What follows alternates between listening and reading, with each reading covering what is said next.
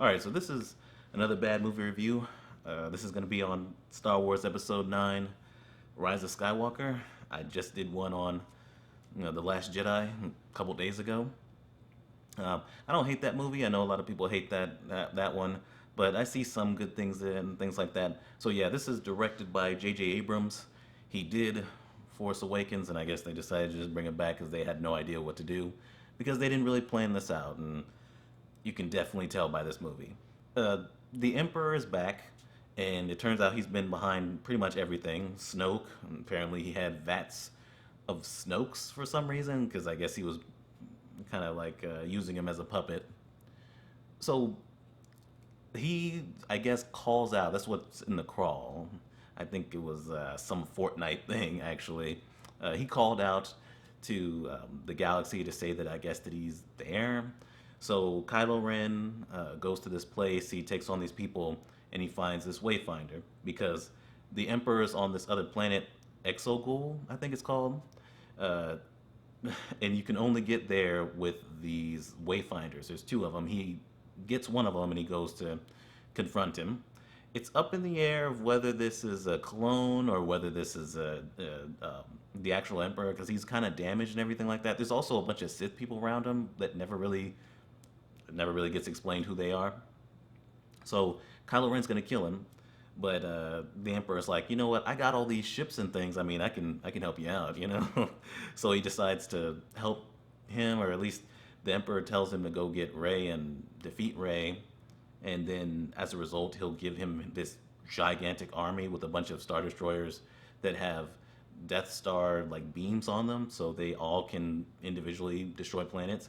Because we have to keep up in the ante with this Death Star thing, and essentially just keep having the Death Star over and over again, but keep changing it a little bit. The Resistance sends Poe, Finn, and they and some other people. I think there's like this weird slug thing. They go to meet this person who has been talking to a spy, which is in the First Order, who knows about the Emperor and all this other things, and that's how they get the information. There's also this light speed skipping thing, which doesn't make sense because of the Holdo thing from the last movie from Episode 8. Because apparently, I mean, you don't hit things in light speed, which obviously you don't, but they do this light speed skipping thing, and they go to all these different planets, but they don't run into anything. So, it doesn't make sense that you hit things in light speed. Obviously, they needed that for that movie for that whole Holdo thing to happen. So they get back and they realize they have to go find the Wayfinder and all this other stuff. So Rey, Poe, Finn, Chewbacca, and for some reason C-3PO, they go on this video game-esque journey to find a Wayfinder so they can get to the Emperor. And Rose doesn't go because people didn't like Rose, I guess. They start off at this desert planet. Conveniently, there's one of these aliens that asks Rey what her name is, what her family name is. So then that kind of leads into the thing of her not really being from nobody and her actually being the Emperor's granddaughter, which is awful. They kind of mess around there. They're in some quicksand. She uses some force healing powers as if Jedi's aren't already pretty overpowered. They can now bring people really back from the brink of death even with this healing power, which is ridiculous. They find out that Luke was, I guess, looking for the Emperor all along, but he just never mentioned it. Really, it's a new thing for this third movie. Uh, and they find this knife, or no, this dagger, so that they can find the Wayfinder on this other planet. But before that, they have to translate the dagger. So they have to go to another planet. I think that one's called Kajimi. It's a snow planet. And there they meet Zori Bliss and Babu Frick. Babu Frick's gonna do the mind wipe thing because C-3PO can't translate the dagger without um, being without something happening with his programming, because his programming keeps him from translating. He can read it, but he can't translate Sith language because that's what's written on the dagger, which is ridiculous. But once again, we need a plot, so whatever. They get attacked. I didn't even mention the Chewbacca thing. I'll mention that later, but they also have to go get Chewbacca because he was taken when they were on that desert planet. Rey and Kylo get into this fight on the ship. from different locations because we're still doing the Force Skype thing, even though that was Snoke that was doing that, but now they're dyads, and that's the reason why it's happening. So they get to this little fight thing. The spy turns out to be General Hux, which doesn't matter. He's a terrible character anyway. And from there, they go to this other planet where the old Death Star is, even though it was atoms at one point. And she fights Kylo Ren again. It's a lot. They had to use the dagger in the right position just to even find it, which is also a thing, I guess. She kills Kylo, but then she heals him. Kylo turns back to the light side because he talks to Han Solo. Rey quits for a little bit, but Luke comes back to be like, "Oh no, you gotta go. You gotta do this." And he lifts the old X-wing out of the water on that other planet that he was at, because that's where she went to. She then uses the Wayfinder from Kylo's ship, because she had taken it, to then find the way or the path to Exegol to confront the Emperor. And because she found the path, she sent it back to the Resistance, and then they go there. I didn't even mention they also met Lando on that first desert planet, because he's been fucking off, I guess, in the desert, trying to find the Emperor, I guess, for all these years. And so they get there. There's a blatant, like, because they're about to fight all these different Star Destroyers and things like that. But obviously they're outnumbered and they can't do it. There's like a tower that they have to take out to keep the Star Destroyers from like taking off from the planet or something. It's something stupid. And there's like a blatant on your left moment from Avengers Endgame when all the rest of the allies get there. The allies that I guess didn't show up before, but I guess they're there now. Lando is just that persuasive. So the Emperor wants Rey to strike him down, but then he doesn't, and then he uses Kylo after Kylo gets there and takes out the Knights of Ren because they're trash. And so then they take on the Emperor, and she has all the Jedis in her or whatever. She blocks his electricity or lightning or whatever back at him, and that's what kills him. And then everything's fine at the end. that's it. I mean, this is a terrible story. I think that's the majority of it. Leia dies as a result of, speaking to Kylo Ren and things like that. But yeah, and Chewie gets a medal. So this is a terrible movie. All right, but let's get to positives real quick. I like that we actually got a little bit of banter between with the main cast and all that, and the acting for the most part was well done. I think the characters definitely needed more. We get a little bit of some things here, but we definitely needed more. But I did like that they have a little bit of banter this time around. You know what you are? What? You're difficult. Really difficult. You- You're a difficult man. You are... Ray, Finn. Oh, you made it back. Yeah, barely. buddy, So, at you. bad mood. you're a mess. Him. Always? Even though the dialogue is not good. They have these extra little things here, like they meet this group that used to be stormtroopers and they kind of bond with Finn, and then obviously you meet Poe's old gang that he used to run Spice with because he's Han Solo light, and so that lends a little bit more to his character. Oh, funny he never mentioned it. Your friend's old job was running Spice. You were a space runner? You were a stormtrooper? Were you a spice runner? Were you a scavenger? We could do this all night. C-3PO, it's kind of funny that they don't like him, but then they also have this moment where he's like, "Oh, just one last look at my friends." I was like, I guess we're just talking about Chewbacca, maybe? Because you barely know this group of characters, and they don't seem to like you, but whatever. We needed that moment with the score in the background and all that. Speaking of the score, once again, it's really good. I mean, it's mostly like original trilogy stuff. It's kind of cheesy because we need it for these little kind of fan servicey moments with the old music, but it's still pretty good. It's shot well.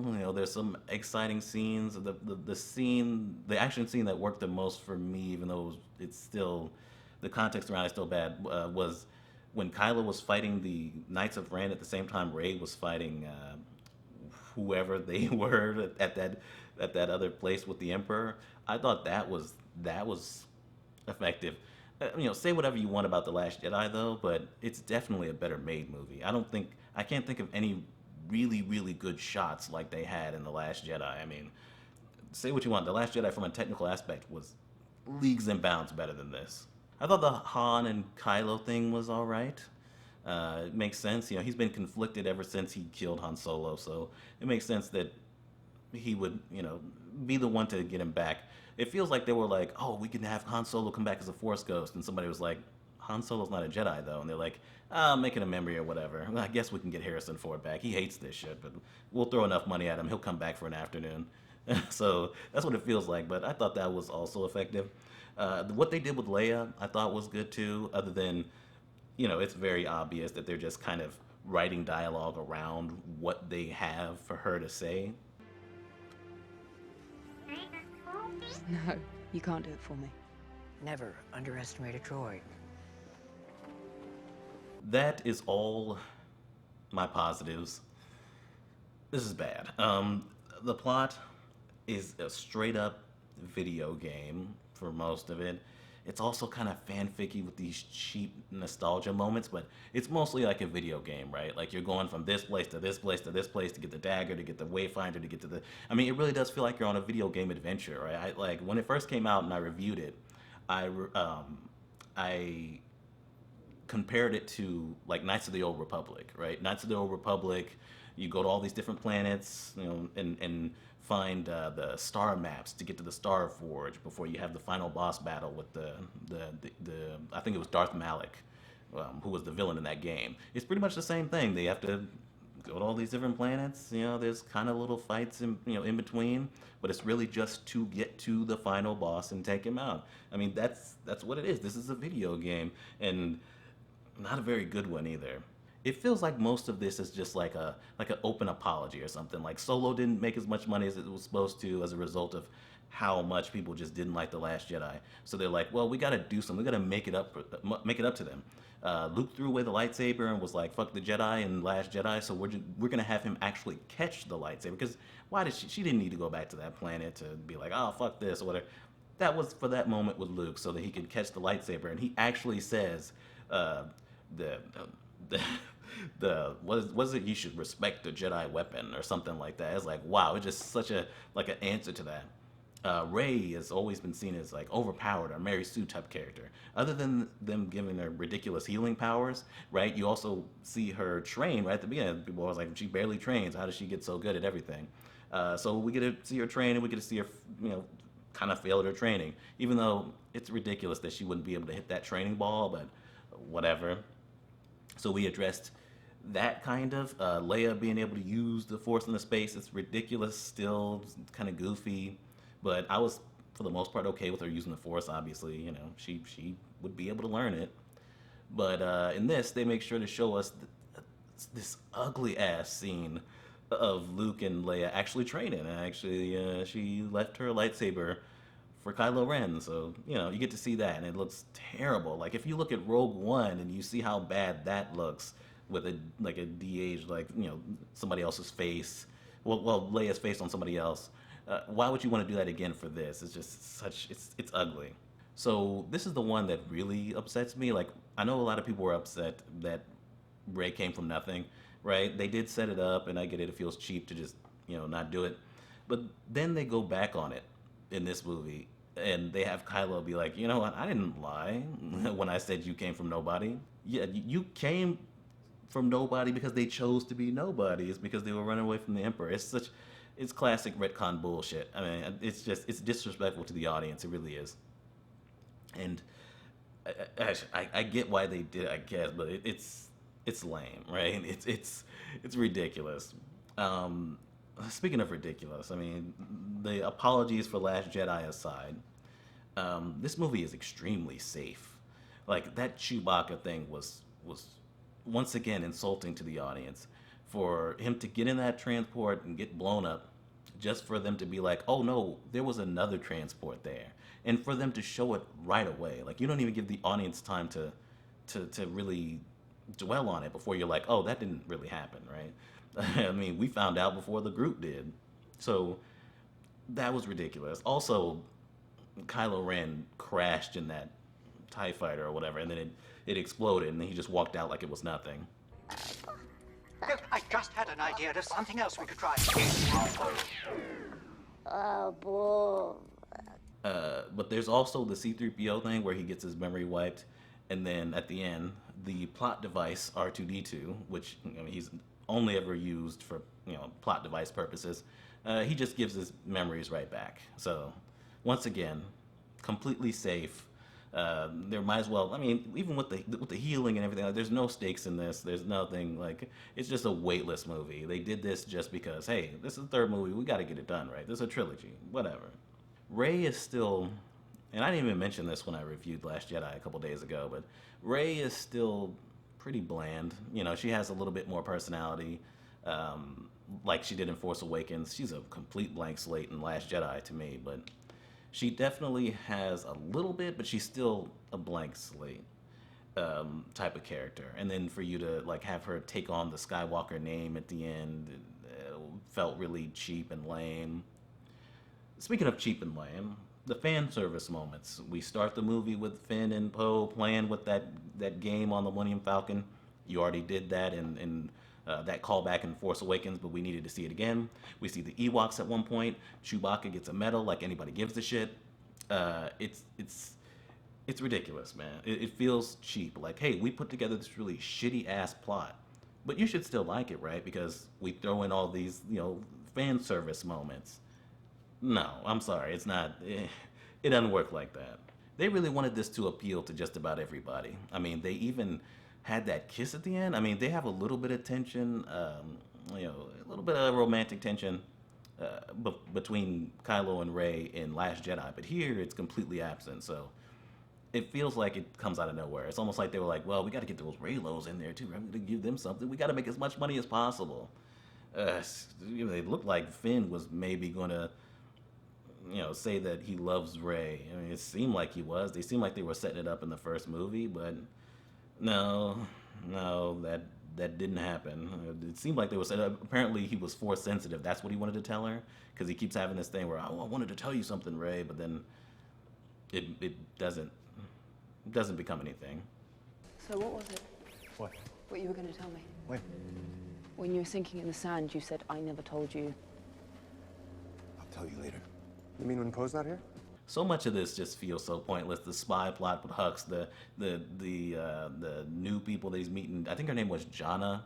Apparently, maybe she has some ties to Lando, because at the end she's like, he's like, where are you from? And she's like, I don't know. He's like, well, let's find out or whatever. Lando's just happy to be here the whole movie. He doesn't really do much. But that whole exchange between those two felt pointless. It had Disney Plus written all over it. I don't know if they've already said that they're going to make like a Lando and her kind of show, but that's what it felt like to me.